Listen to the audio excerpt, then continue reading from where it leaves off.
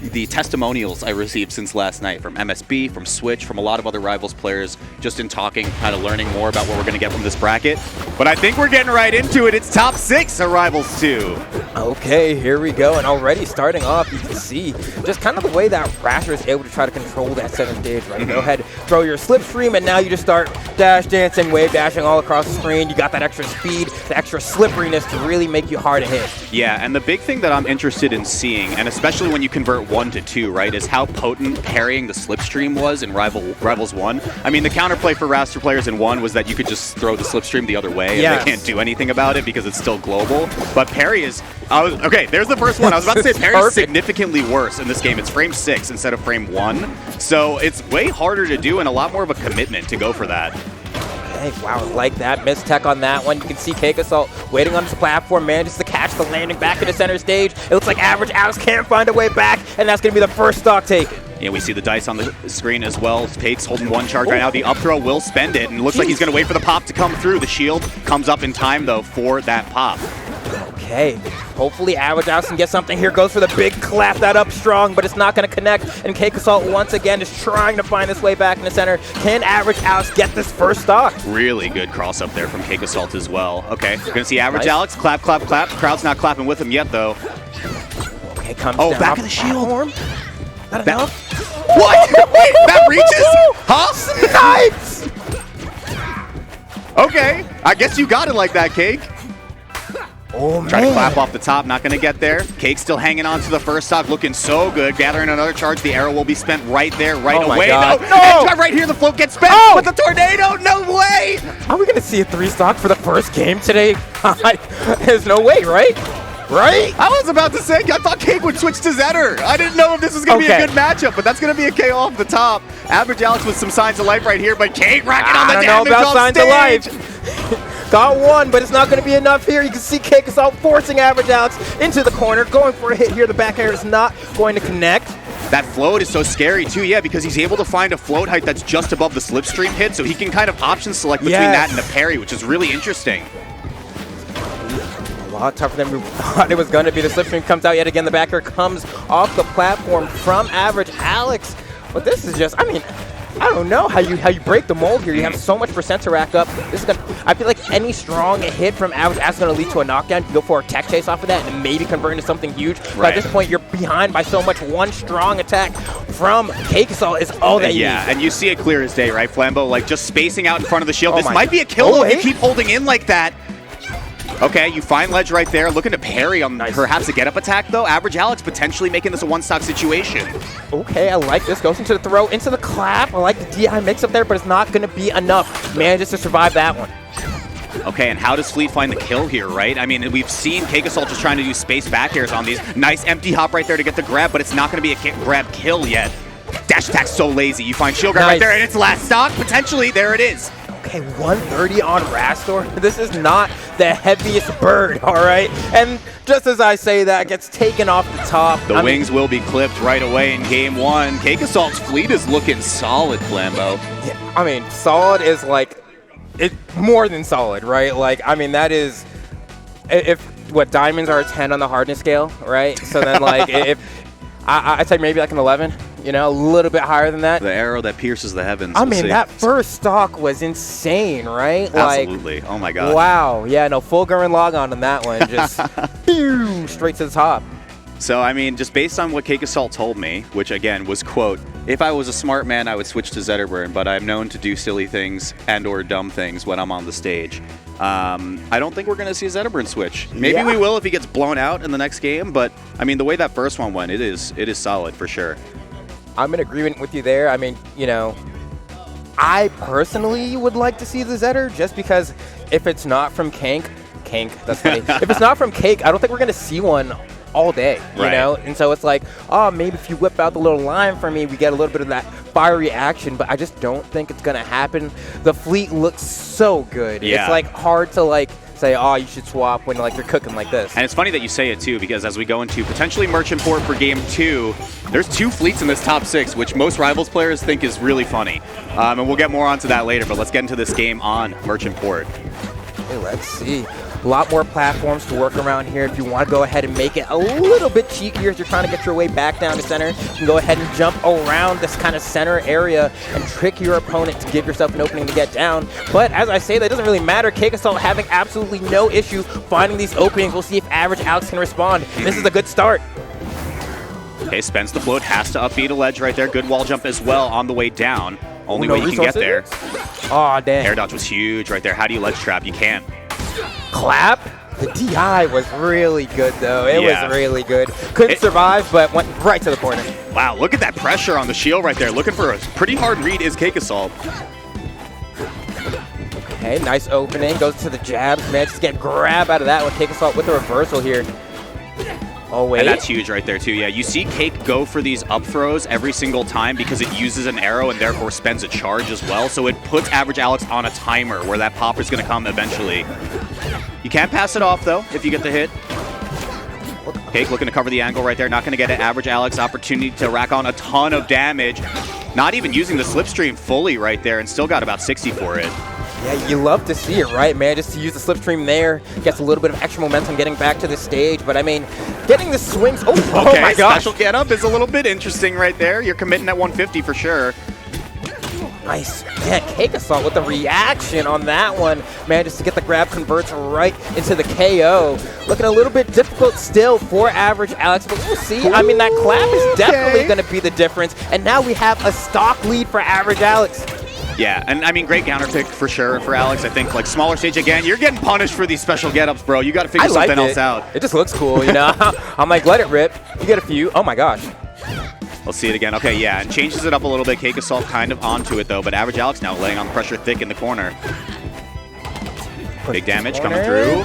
Nice. Okay, good follow-up. Side to side. Conversion. Oh, doesn't get the flow at the right height, I don't think.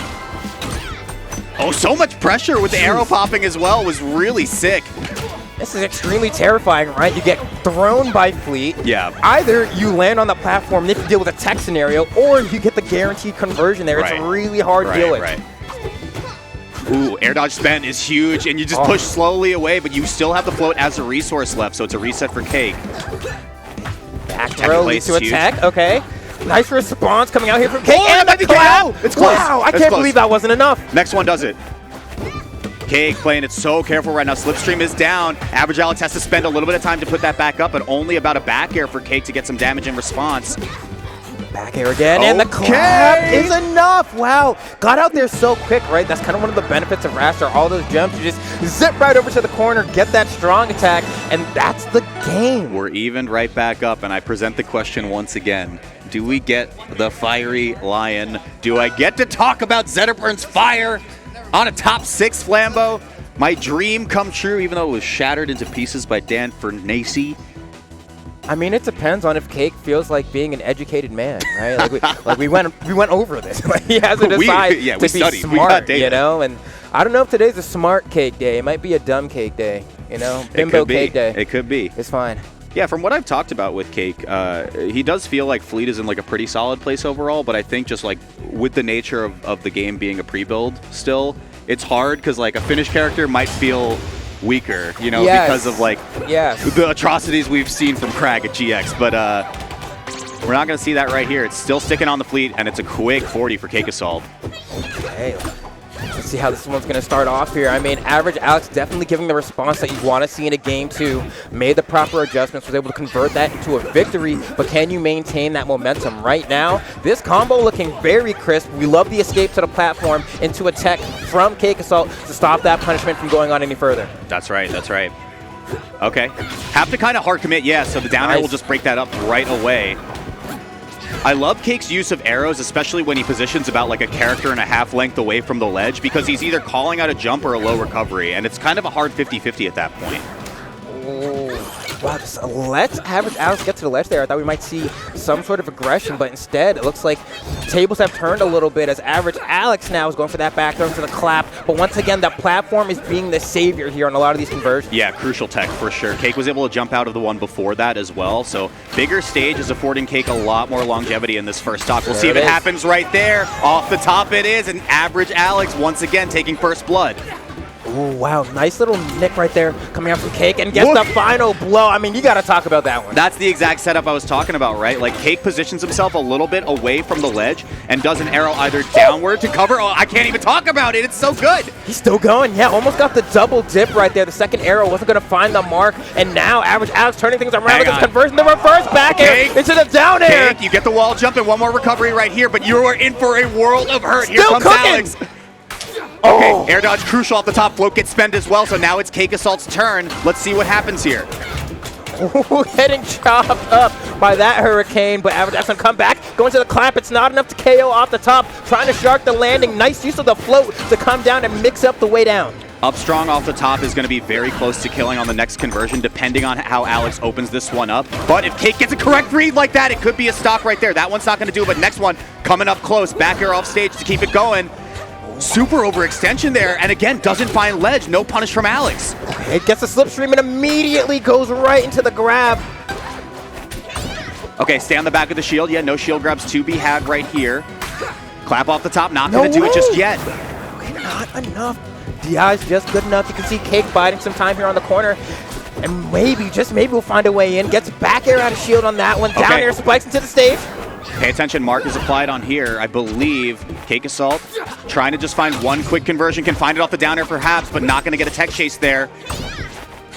You can see him playing so cautiously. Goes to the Falcon Kick. That's going to give you more than enough hit stun to go into that up strong. And I think he had the right idea too, Flambeau. Cake was holding down to CC basically on the slipstream, but just couldn't get there on the counter hit after that.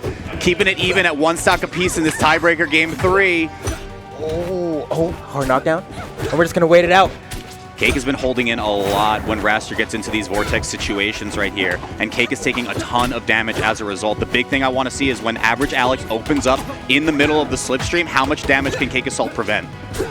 Wow, okay, beautiful spot dodge on the down tilt there. Come on, let's see what you can actually find as Average Alex is trying to mix up this movement, but Cake is being so elusive. We have a great string starting here. Here we go. Carry off to the side. Can we convert this into an edge guard? Nair pushes off stage. CakeAssault finds a back air again to reset the situation. Gotta spend the tornado. It's special fall right here, but what's the punish from Cake? Tries to reset off the tech, but finds it on the roll instead. Up air is huge. High percent for Alex. It might be a KO off the top. It's so close. Wow! And it is. That's game 3 for CakeAssault. And the TI looked good there too. While I have to point it out yet again, it was so delayed, that KO there. I really thought we would see one more interaction, but look at that. All the way to the top to the left. Slow. He's going to live, right? And the answer is no. The DI was quite good to get there too. Phenomenal. And it was kind of a mix-up between, we did see the back air be the finishing move right there from CakeAssault. You kind of get a mix there too, especially when Cake can spend the float and take a little bit of time between that hit stun to really find your KO option. Insane stuff. CakeAssault making the fleet look real clean. Okay. Game 4, Average Alex looking to respond yet again. Seems to not really be able in a spot where they've been able to take and hold the momentum in this set. Perhaps this is the difference. And that was the setup Cake was looking for in game 3 as well. You hope for missed tech so the arrow can just pick up and maybe apply a mark if you have the dice online as well. Wow, only got a little bit more damage. Again, down throw and up throw do use an arrow, so you will get a charge spent on that, as I understand it. Okay, holds down on that. You can wow, see you're just everything just holding down, you know, and make sure you hit that ground, and we'll play the tech chase game all day. Okay, up air, not going to be enough. But again, yeah, those arrows looking for a jump in those positions, just kind of seeing that Average Alex is panicking right there. But here we go, reading hard, but no punish. Oh, not enough. Nice use of the float there to go ahead and drag yourself a little bit closer to the center of the stage before coming down. The setups are so good. Look at the weakest hit nair imaginable, but there's barely a wall to get there. You can fall in from underneath. CakeAssault, what a good stock. And I got to give a shout out to Rival's 2-stage design there as well, right? Not only do we have like one of the cheekiest tri-platform layouts you've seen, but also the use of the ability to go through the stage that really making the difference. And you saw right there, the mark from Fleet got passed off to CakeAssault. It is a game of hot potato at that point. Average Alex looking to take the lead back here, force a game 5. Here we go, starting the action in the slipstream. Tech chase is correct right there, but you're reading super heavy there. Reading at a grade school level, but we got to get through the basics first. Yeah, come on, hooked on phonics. It's time. Big patience here. I like the forwarders coming out. Gets the turnaround from CakeAssault. He's going to go low. Okay, reading again, yeah. super deep there with the Nair. Punish time for Alex. Oh, nice. Empty hop and then react. I love that empty land too, yeah. Nair covers so much space right there. Nice. I love that. I mean, that's the classic setup, right? We saw Falco do that a million times, right? Yeah. Effective projectile and a grab is always going to work for you. Absolutely. Okay, shield grab once again. You find another grab on that small platform, and it's a KO off the top. Last stock here for Average Alex on the winner's side. Yeah, I mean, if Cake manages to win this one, we're going right into the winner's finals. You get guaranteed top 3. Here we go, though. Alex got something to say about it, Flambo. Now let's take a moment to see if Alex can tap in to that inner shonen protagonist right now. Can you perform when your back is against the wall? Right now, the answer is looking like no. CakeAssault being so relentless. Another grab punish. Eat them arrows up. And you know what? Get a bite of my own as well. snack. You know, I'm feeling a little lucky tonight. Tech position on that center platform for this counter pick is a massive disadvantage state I've been seeing for Alex right now. If Cake can find it one more time, I mean, it's going to be for a world of hurt. Average Alex doesn't land on there right there. Oh, the patience there, waiting for an air dodge. Say, maybe I can clap that, but you don't see CakeAssault giving it to him. Waiting, yup. Underneath again. Nice. Scouted it out perfectly. We're going to last stock right here. The crowd is coming alive for Alex here. We want to see a game 5. All right, does Average Alex lock in here? Once again, going for slipstream into grab, but CakeAssault has noticed at this point, has been jumping out every time. Up air a little bit weak right there, not going to do it quite yet, but yeah, you look for the up strong, and that was the conversion of choice for CakeAssault back at GX as well. Oh, okay, we slide and we slippy. Oh wow, the float was really tricky, yeah, because you think CakeAssault is going to land on him with a button, and it just does nothing right there. They're on like 4th layer of Yomi at this point. Oh, scramble. I talked about that center platform, Flambo, and it got real scary for a second. CakeAssault could have ended it right there, but Average Alex with the conversion up strong in the air is not going to be enough to do it. Next one gets real close, especially when you have a couple preceding hits to come through. Oh, CakeAssault. Oh, no tech chase on that one. Manages to go right through him. CakeAssault with the back air, looking to close this one out. Slipstream gets thrown high, gets tagged by the NATO, has to spend the NATO of his own, and it's going to lead to a huge punish. And the game, CakeAssault is going to win winners semis 3-1 over Sad Boy Alex. If there was a question that I have continuously asked the people at home of if CakeAssault would switch to Zetterburn, I think we got our answer right there. The fleet looked good, man. Clean. And again, I mean, I say for like how much information I got about Average Alex coming into this set, I'm like, damn, he's the player to look out for, and no one knew about it. So, like, for CakeAssault to be able to take that with the fleet, who is a character that I think Cake himself even perceives as a little bit weaker than the rest of the cast right now, that's really impressive.